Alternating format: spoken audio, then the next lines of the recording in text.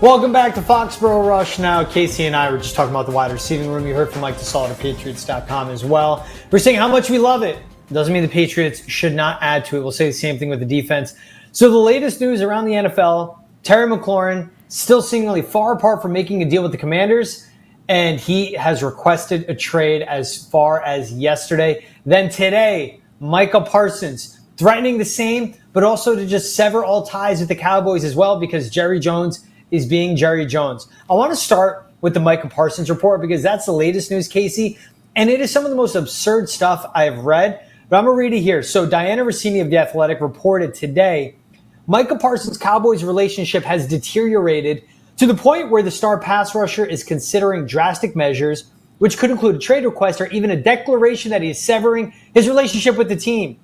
The two sides remain far apart heading into the second week of training camp, are not currently negotiating. Here's where it really gets nuts.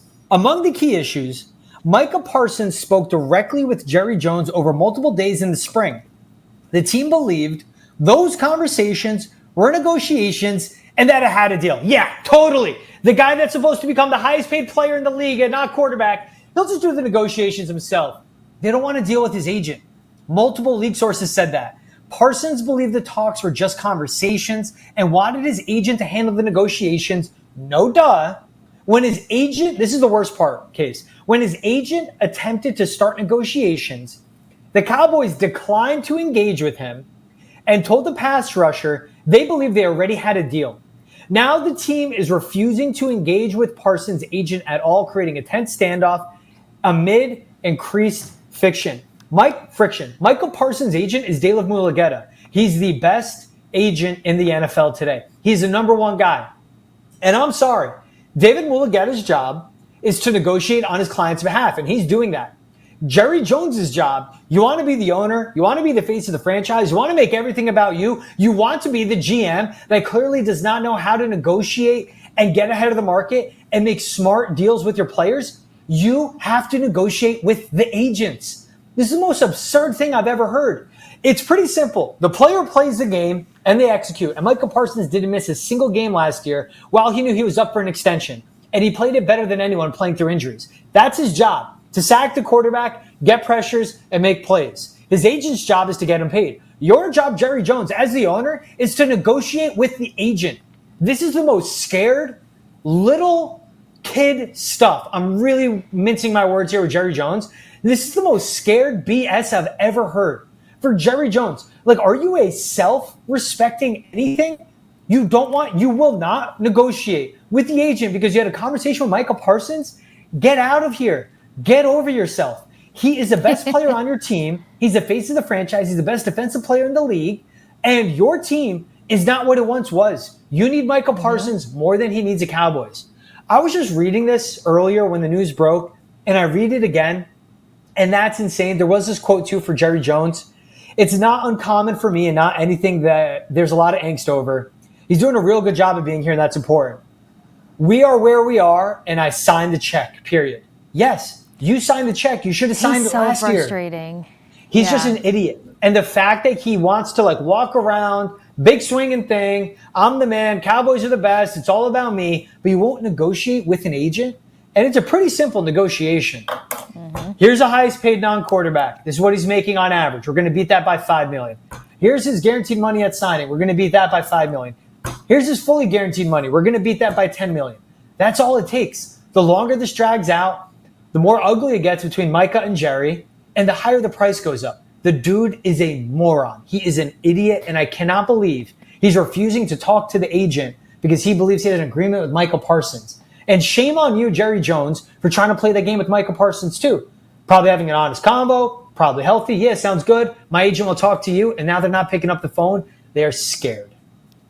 It's just very Jerry Jones. I wish you had your cowboy hat for that because it would have just emphasized everything. You really needed it. But, I mean, you nailed it on the head. It's just it's not even bad business tactics. It's like the guy who thinks that he's playing chess, but he's actually playing checkers all along. And he does this maneuvering. He does this out-strategizing his players and their agents, and then ends up in the same deal every single time. So I just wrote down CeeDee Lamb. We saw all this drama to take place to finally get this guy paid. Then Dak Prescott. You're worth it. You're not worth it. You're the face of our franchise. We wouldn't be here without you. We could move on without you. It's almost like he tries this mental battle to wear these guys down to end up having to pay them some sort of price. They haven't budgeted accordingly regardless in the last 5, 6, 7 years. And when you talk about pillars that do deserve to get paid, Parsons is very much that guy.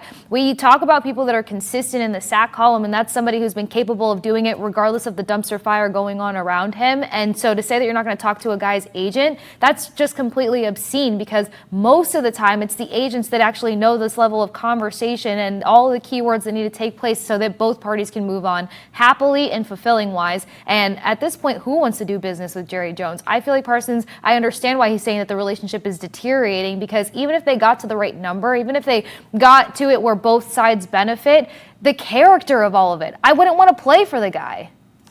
Yeah, and that's where this is when it can really get ugly, because you had the fine conversation in the spring, but now it's getting to this point. And the part, like, agents shield their players from hearing these conversations.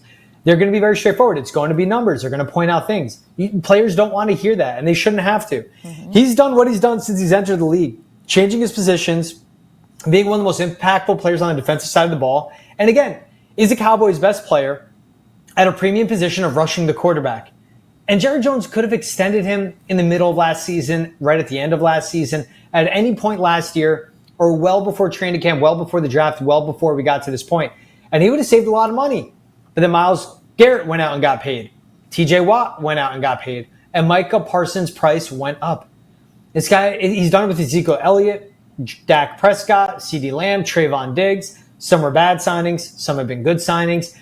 And then it's also in the midst of this, like, he extends Jake Ferguson, rightfully so, really good tight end. Awesome for him to get that contract.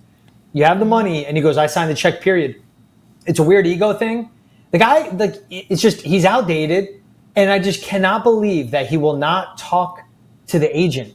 How big of a scaredy cat he has to be. Again, I'm mincing my words with Jerry Jones, but how soft and scared. And again, all the time, after every single game, you see Jerry Jones holding court in the middle of the hallway talking to the whole press. Makes it about him, win or loss. Makes it about him all throughout the offseason. Makes it about him every step of the way. So you want to be that guy.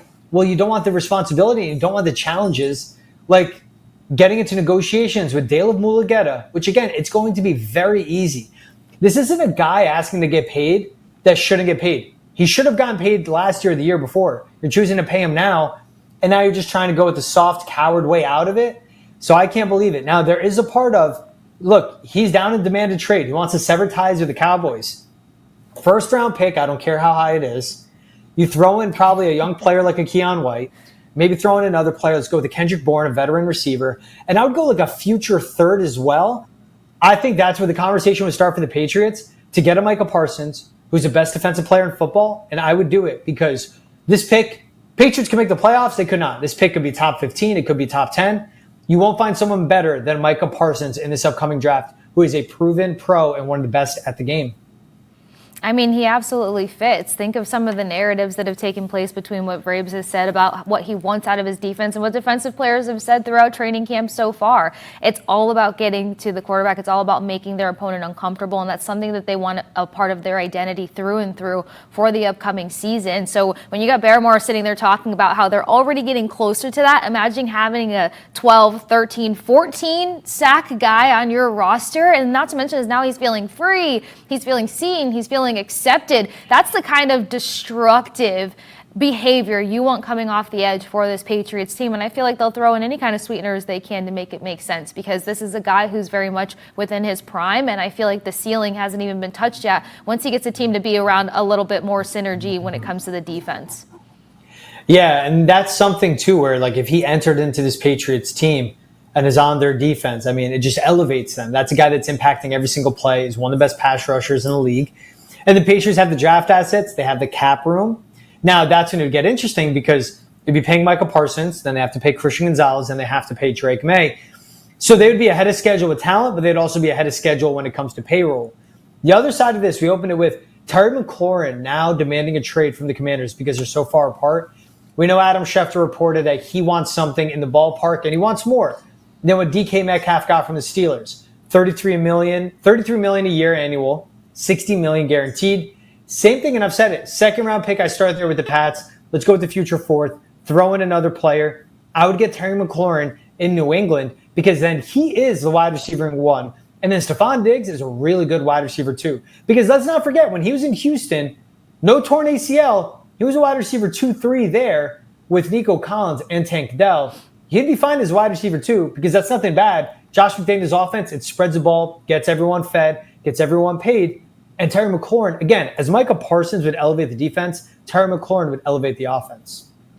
Oh, big time. And plus, I just go back to what Dussault said earlier, the fact that Stephon Diggs is bringing about a new Drake Maye. We already saw McLaurin be able to bring the best out of a rookie quarterback, let alone what he'll be able to speak to and kind of help connect on with Drake Maye. So I feel like it's something that'll just kind of speed up the progress of becoming that much more confident and consistent within this new offense. But you know that he's reliable. And then to have a guy with contested catches, no doubt about him, that's something else that's going to make this more competitive. And we can actually realistically talk about the Patriots sitting atop the AFC East and being real contenders because you're talking about somebody who's going to be that much more hard to guard. And defensively, you're not looking at too many crazy teams defensively that you're going to be going against within this division alone, but I feel like it's just going to help that much more. So I like leaning towards McLaurin, but if you had to choose, because now we're talking about giving up draft picks, we're talking about throwing out some money, George, who are you paying and who are you getting ready some picks for?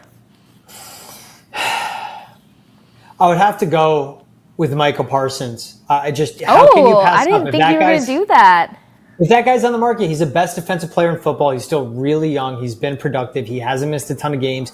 He plays through injuries. He's a football player. He's everything Mike Vrabel would love. And obviously you'd want something that helps out the quarterback and the receivers. But the Patriots, you trust them, and I know they haven't shown the track record, but draft and develop receivers, and they can maybe swing a trade for someone at some point, right? With Micah Parsons, we just saw it from the Philadelphia Eagles, and it's nothing new. Depth at the defensive line is a difference maker. Having a good offensive line is a difference maker. The defensive line for the Eagles dominated the Chiefs in the Super Bowl. The defensive line for the Eagles was the best and still is the best in the NFL. Micah Parsons with Milton Williams and Christian Barmore, that gives you the best starting defensive line in the NFL. I would go out and get Micah Parsons. What about for you?